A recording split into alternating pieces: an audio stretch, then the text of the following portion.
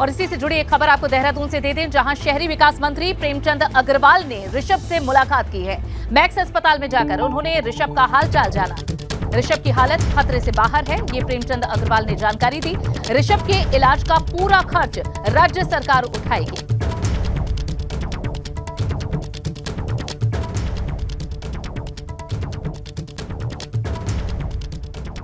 खतरे से खाली है और माननीय मुख्यमंत्री जी ने भी उनकी माताजी से बात की है, मैंने बात की है और सरकार ने उनका पूरा खर्चा उठाने का निर्णय लिया है और आवश्यकता अनुसार यदि कहीं भी ले जाने की बात पड़ी तो माननीय मुख्यमंत्री जी ने कहा है कि इनको एडमिट भी करना पड़ा तो करेंगे, लेकिन जहाँ तक मेरी डॉक्टर से बात हुई है वो खतरे से बाहर। वहीं सीएम पुष्कर सिंह धामी ने ऋषभ पंत के परिवार से बातचीत की। मुख्यमंत्री धामी ने ऋषभ की मां से फोन पर बातचीत की और सरकार की तरफ से हर संभव मदद का भरोसा दिया। लोगों से बात कर ली है ना, अच्छा इलाज करेंगे, अच्छी चिकित्सा वगैरह सब अच्छा होगा। तो आप चिंता मत करिएगा, मेरी शुभकामनाएं हैं ना, जल्दी ठीक हो जाएगा, घबराइएगा नहीं। लोगों से बात कर ली है ना, अच्छा इलाज करेंगे, अच्छी चिकित्सा वगैरह सब अच्छा होगा। तो आप चिंता मत करिएगा, मेरी शुभकामनाएं हैं ना, जल्दी ठीक हो जाएगा, घबराइएगा नहीं। भारत के क्रिकेटर ऋषभ पंत की तबीयत काफी सीरियस है, राज्य सरकार की ओर से क्या क्या किया जा रहा है? आज ही ये समाचार सवेरे मिला कि उनको एक एक्सीडेंट हो गया है।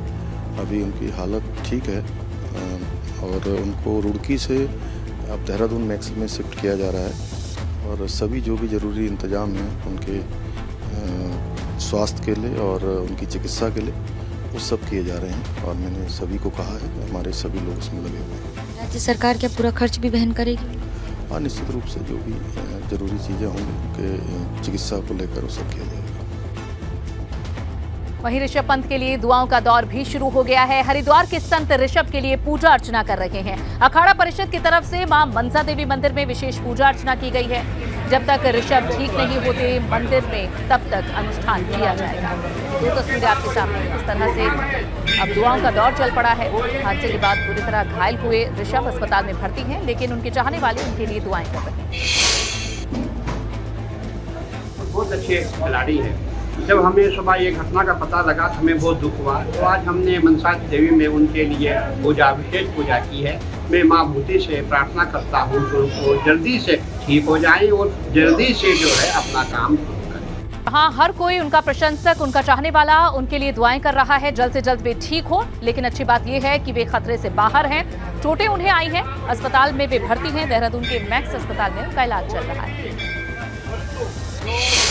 एक भीषण हादसा हुआ मगर ऋषभ पंत की जान बच गई। जिस किसी ने ऋषभ की कार की हालत देखी वो यही कह रहा है कि कोई चमत्कार हुआ है, वरना इस तरह से जान बच पाना मुमकिन नहीं।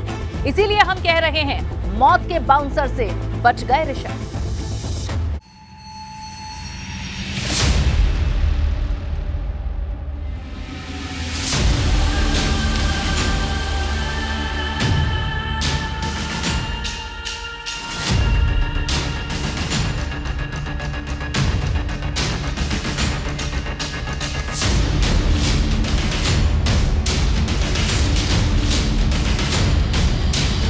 महज कुछ सेकंड के भीतर ही ऋषभ पंत की गाड़ी आग का गोला बन गई। ऋषभ पंत दिल्ली से अपने घर रुड़की आ रहे थे। हादसे का एक सीसीटीवी भी सामने आया है, जिसमें ऋषभ की कार डिवाइडर से टकराती नजर आ रही है। सीसीटीवी में साफ नजर आ रहा है कि जिस कार में ऋषभ सवार थे, पहले वो डिवाइडर से टकराती है और फिर कार डिवाइडर को पार कर सड़क के दूसरे कोने पर जा गिरती है। मैं उसी घटना स्थल पर मौजूद हूँ, जहाँ आपको कुछ तस्वीरें दिखाना चाहूँगा। यही वो जगह है जहाँ पर ऋषभ पंत की गाड़ी का एक्सीडेंट हुआ है, जिसमें ऋषभ पंत जो है बुरी तरह से जो है घायल हो गए हैं। हालांकि उनको जो है मैक्स देहरादून में रेफर किया गया है, जहाँ पर उनका इलाज चल रहा है। चश्मदीदों की माने तो हादसे के समय कार की रफ्तार काफी तेज थी। गाड़ी की स्पीड 100+ ही होगी मेरे हिसाब से। 110-15 की स्पीड पे गाड़ी ना हो, स्पीड पे थी गाड़ी बहुत, क्योंकि आउटसाइड जाने के बावजूद भी स्पीड थी गाड़ी की बहुत। टक्कर इतनी जबरदस्त थी कि कुछ ही सेकंड में कार में आग लग जाती है और ऋषभ की कार आग का गोला बन जाती है। मुजफ्फरनगर से गाड़ी आ रही थी और उधर भी वो कहीं ना कहीं टच हुई है गाड़ी, उनका कट इधर लगा है। कट लगने के बाद ये डिवाइडर में लगते ही उसने आग पकड़ ली, ब्लास्ट हो गया एकदम। ब्लास्ट होते कारण वो जो है फिर जो है निकलने की कोशिश करी उन्होंने, क्योंकि वो उसमें राख हो जाते, क्योंकि बहुत तगड़ी आग थी जी। मदद के लिए कुछ लोग मौके पर पहुंचते हैं, मगर कार में आग लगने की वजह से ऋषभ के कपड़े भी जल चुके थे। इसलिए काफी देर तक लोग पहचान ही नहीं पाए हादसे का शिकार होने वाला शख्स कौन है। ऋषभ कुछ होश में थे, इसलिए उन्होंने अपनी पहचान बताई। फिर जो है हॉस्पिटल गए, हॉस्पिटल से एम्बुलेंस लेके आए और फिर साथ के साथ उनको एम्बुलेंस में बैठा के हम लोगों ने तुरंत रुड़की के लिए रेफर कर दिया और उनको यही कहा कि भाई किसी अच्छे प्राइवेट हॉस्पिटल में ले जाना। ये मतलब क्रिकेटर बता रहे थे वो कि वो नाम है मेरा, फिर वो चले गए। राहगीरों को जैसे ही पता चला कि वो ऋषभ पंत है, फौरन पुलिस को फोन किया गया और एम्बुलेंस बुलवाई गई। गाड़ी घिसरती हुई आ रही थी, पतले खाती हुई, तेजी पे थी गाड़ी बहुत, और जैसे हम उसके करीब पहुंचे तो गाड़ी में पूरी तरह से आग लग रही थी।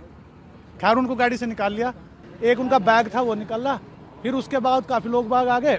मैं तो फिर उनको एम्बुलेंस देखने चला गया। हादसे के बाद ऋषभ की गाड़ी की क्या हालत हो गई है, ये इन तस्वीरों को देखकर अंदाजा लगाया जा सकता है। ऋषभ की कार जलकर राख हो चुकी है। गनीमत रही कि ऋषभ वक्त रहते कार से बाहर निकल आए। एबीपी गंगा के लिए रुड़की से विनीत त्यागी की रिपोर्ट। केदारनाथ धाम में मौसम का मिजाज बदल गया है। केदारनाथ धाम में बर्फबारी हुई है, इसके साथ ही तुंगनाथ धाम और चोपता में भी बर्फबारी हुई है। केदारनाथ में इस समय निर्माण कार्य चल रहा है। बर्फबारी की वजह से पुनर्निर्माण कार्य प्रभावित हुआ है। उधर न्यू ईयर के मौके पर बड़ी संख्या में सैलानी चोपता पहुंचे हैं। जाहिर है बर्फबारी होने से सैलानी काफी खुश हैं। ये एक्सक्लूसिव तस्वीरें आप देख रहे हैं, किस तरह से ऊंचाई वाले इलाकों में बर्फबारी हुई है। जो अपना नया साल सेलिब्रेट करने के लिए पहाड़ों का रुख लोग कर रहे हैं, उनके लिए एक अच्छी खबर है। चेहरे पर सैलानियों के भी मुस्कान है, व्यापारियों के भी मुस्कान है, क्योंकि इससे पर्यटन बढ़ेगा। ये तस्वीरें आप देख रहे हैं ऊंचाई वाले इलाकों पर न्यू ईयर से पहले कुदरत की सौगात। केदारनाथ धाम में बर्फबारी हुई है। उत्तराखंड के ऊंचाई वाले इलाकों में बर्फबारी शुरू हो गई। जोशीमठ के ऊंचाई वाले इलाकों में बर्फबारी हुई है। यहाँ नर नारायण, नीलकंठ बाड़ा, सतोपंत सहित दूसरी चोटियों पर बर्फबारी हुई है। वहीं बद्रीनाथ धाम में भी बर्फबारी हुई। जोशीमठ की ये तस्वीरें आप देख रहे हैं। मौसम बेहद खुशनुमा हो गया। सैलानियों के लिए ये तस्वीरें चेहरे पर मुस्कान लाने वाली हैं।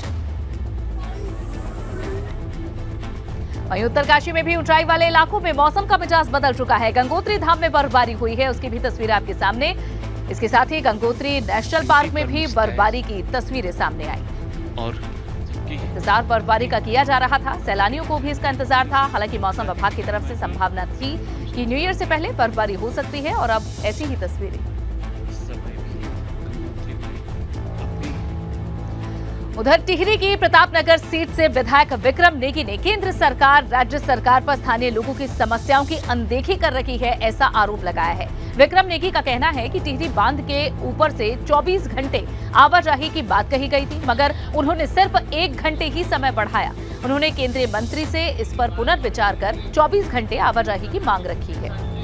मंत्री जी को ज्ञापन भी दिया, केंद्रीय मंत्री जी आर.के. सिंह जी को, और उत्तराखंड के माननीय मुख्यमंत्री जी को भी ज्ञापन दिया कि टिहरी बांध के ऊपर 24 घंटे आवाजाही होनी चाहिए। इससे सबसे ज्यादा प्रभावित जाखणीधार ब्लॉक, उसके मुंह पे है ये, लेकिन जब उनको आने जाने नहीं दिया जाता तो सबसे ज्यादा कष्ट पहुंचता है। घनसाली ब्लॉक, कीर्तिनगर ब्लॉक, और ये लोग बहुत परेशान रहते हैं। इसमें कोई समस्या नहीं है। मंत्री जी ने पिछली बार घोषणा की थी कि इसके ऊपर 24 घंटे आवागमन किया जाएगा, अखबारों में आया, सब जगह आया, लेकिन इससे टिहरी के लोगों के हाथ निराशा लगी। उत्तराखंड अधीनस्थ सेवा चयन आयोग की निरस्त की गई 3 परीक्षाओं के खिलाफ युवाओं में आक्रोश है। इसी को लेकर युवाओं ने आयोग के गेट पर प्रदर्शन किया।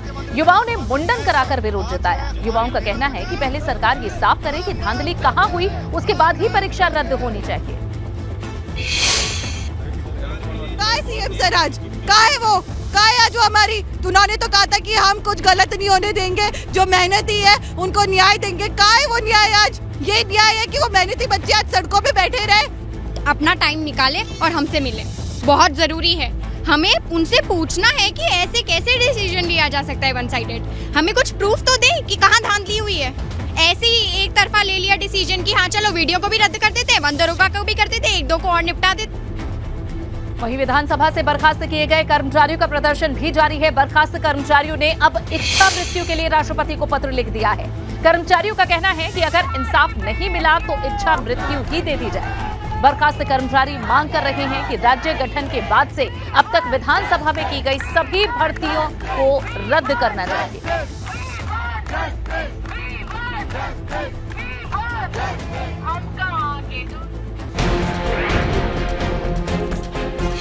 हल्द्वानी दौरे पर पहुंचे स्वास्थ्य मंत्री धन सिंह रावत। राष्ट्रीय स्वास्थ्य मिशन के तहत चल रही योजनाओं की समीक्षा की। हेल्थ एंड वेलनेस सेंटर के बारे में जानकारी दी। न्यू ईयर पर रोडवेज की बसें न मिलने से परेशान दिखे यात्री। देहरादून में मसूरी जाने के लिए यात्रियों को घंटों तक करना पड़ा बस का इंतजार। पहाड़ों में जाने वाले करीब 30 बसेस खराब हो गई। न्यू ईयर को लेकर रानीखेत में पुलिस ने बढ़ाई चौकसी। पर्यटक स्थलों पर रहेगी पुलिस की नजर। व्यापारियों के साथ भी की गई बैठक। पौड़ी सीआईएसएफ जवान बनकर ठगी करने वाले शख्स को गिरफ्तार किया गया। एक परिवार से 4 लाख रुपए की ठगी का आरोप। आरोपी को हरियाणा से किया गया गिरफ्तार। कैबिनेट मंत्री गणेश जोशी ने की मसूरी के जिला अस्पताल का निरीक्षण। उन्होंने किया अस्पताल में मरीजों के लिए की गई व्यवस्थाओं का जायजा लिया। पिथौरागढ़ के बंगापानी तहसील में कनार गांव में सड़क नहीं होने से परेशानी हो रही। सड़क नहीं होने से ग्रामीणों में होती है शहर तक पहुंचने की दिक्कत। उत्तरकाशी में महिलाओं ने किया डीएम ऑफिस पर प्रदर्शन। दान में दी गई भूमि को फर्जी तरीके से बेचने का आरोप है। 1991 में 3 गांव के लोगों ने दान में दी थी भूमि। विश्व के 5 वाटर स्पोर्ट्स डेस्टिनेशन में शामिल होगी टिहरी झील। कयाकिंग और कैनोइंग का ट्रेनिंग सेंटर खोलने की तैयारी।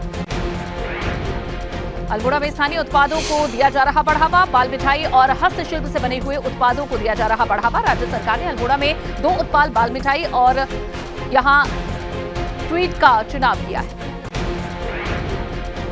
पीएम नरेंद्र मोदी की मां के निधन पर कर्णप्रयाग में रखी गई शोक सभा। भाजपा कार्यकर्ताओं ने 2 मिनट का मौन रखकर श्रद्धांजलि दी।